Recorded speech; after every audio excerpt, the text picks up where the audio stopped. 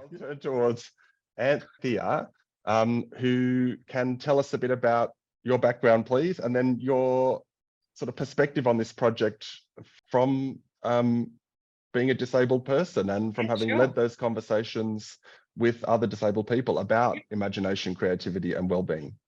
So, like Erin and Fred, I'm a musicologist and a person with a disability. I never wanted to specialise in disability music. That was not my aim. In fact, coming into my PhD, the last thing I wanted to be was the cripple who always talks about cripples.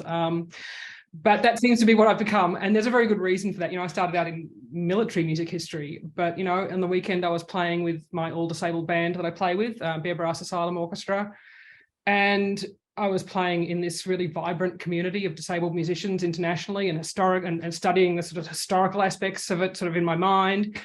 And I was realizing that there was no one, certainly not in Australia and very few in the entire world, who were even talking about the kind of work that I was doing as a performer. So I guess I had to become that person. And, at the same time, I was working as a research assistant with Erin in the sort of Indigenous knowledge space. And I became very aware that, as far as, co-researching and things, the Indigenous field is 20 years ahead of disability, as far as engaging with the people they're actually talking with instead of talking about, and just as I guess as a very, not even an academic example, but as a very, mainstream example, it is no longer in any way acceptable to call an adult black man a boy.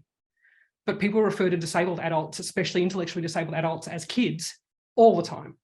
And it's considered perfectly normal to go to their parents instead of them, and in some cases that's important, because if you can't speak for yourself, sometimes your parents are the best person to speak for you. But there's a whole dichotomy, around, choice and control that, is still very much playing out. And so, when I was playing with Bear Brass Asylum Orchestra, the band I play with, and Jess Kapuscinski-Evans, who was on our team, who came to all of our VICAW meetings, she was part of these conversations. She's also, as well as being the lead singer of our band, she runs the Waiting Room Arts Company. She's a producer. She's also a quadriplegic, and she's describes herself as a very small woman in a very large wheelchair. And because of that, people treat her like a child, And I guess our whole performance practice is around sort of subverting that paradigm. And we're not the first to do it. Ian Drury was one of the early, P.T. Barnum in the 19th century was doing it before him, but Ian Drury was doing it in the 70s. The Sex Pistols were doing it. Johnny Rotten is disabled. That is why he looks the way he does. Macy Gray is doing it now with sort of MAD studies. But it is this idea of depicting disabled adults as adults. And Ian Drury used to talk about this. Well, I can go to horse riding for the disabled. I can go to swimming for the disabled. But where's binge drinking for the disabled? Where is, casual sex for the disabled? Where is joint rolling for the disabled? Which sounds sort of funny, and he was meaning it in a funny way. He's a punk musician, sure.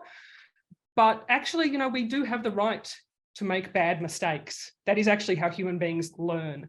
And so I guess one of the things that I really liked about this group is we were bringing together consciously disabled people who were all highly creative, but who had very different disabilities, and whose disabilities often cause them, to be underestimated. So we have Jess, small woman, large wheelchair, brilliant musician.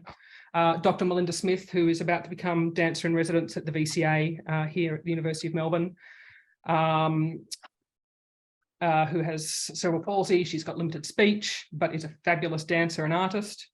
Victoria Cheney, who has multiple disabilities and is an author and musician. And Dr. Maria Alejandro Pinero de Plaza and her team of Housebound and Frail cohort, which is a really fascinating cohort. And Aaron was talking sort of a while ago very briefly about their sort of, what they were talking about this creating an internal dialogue, which was actually very confronting for me, I have to say. My particular disability leaves me on sort of the edges of that frail and homebound community. I'm 6, you can't tell on Zoom, but I'm 6 foot tall and I look really strong, but I often spend sort of 6 months at a time struggling to leave the house. And certainly when I was younger, I wasn't able to attend school full time and all those kind of things. And I remember living a lot in my head.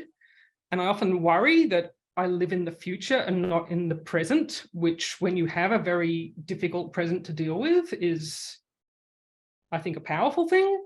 But I often used to worry that it meant that I was a little bit crazy, my inability to live in and to have these women talk about how actually my ability to do that is my great strength, my ability to leave the environment of the four walls that I haven't left for the last year.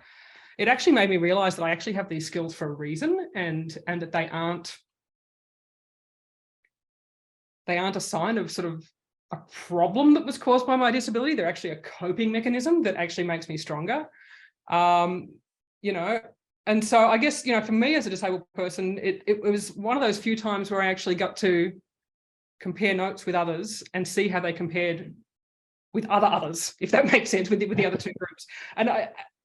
And I call them others, but really, we talk about the three groups, but if you remember, one of the biggest things we found, that the difficulty was separating them into three groups, because of course we had disabled academics, we had Indigenous disabled people, we had Indigenous academics, and there were a whole group of people within those three groups where it was like, well, they could go in any one of these groups, but we need to make the number relatively even, so let's shove them there, which I think, was interesting, because we came at it as, let's make three groups. And of course, human beings don't work that way, which I thought was lovely.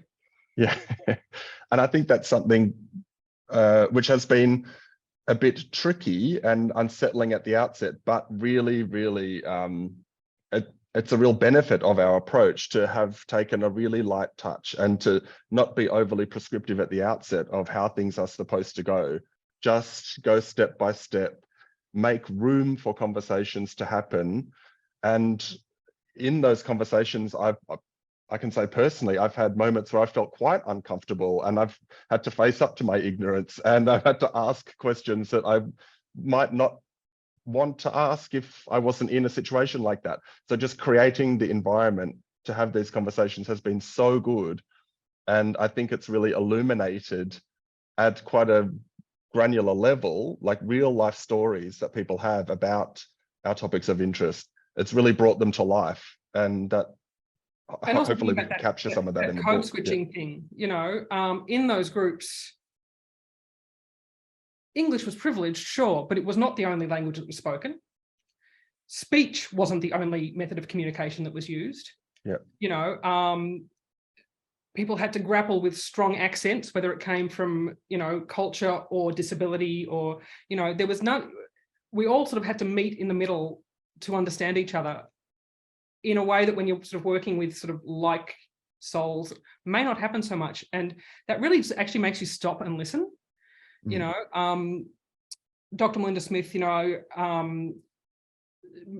co-wrote, well, a group of us, Aaron and I and a couple of us, we all co-wrote her chapter with her, not because she couldn't write it herself, but because we'd been working on a project together. When we came to it, we had very, very different ideas of what should be written. And in fact, it wasn't even what should be written. It was one of the things we actually had to write about was how we came to communicating, even before we were writing up, because we had people who had been working together for, Mel has a very distinct way of communicating as a result of her disability.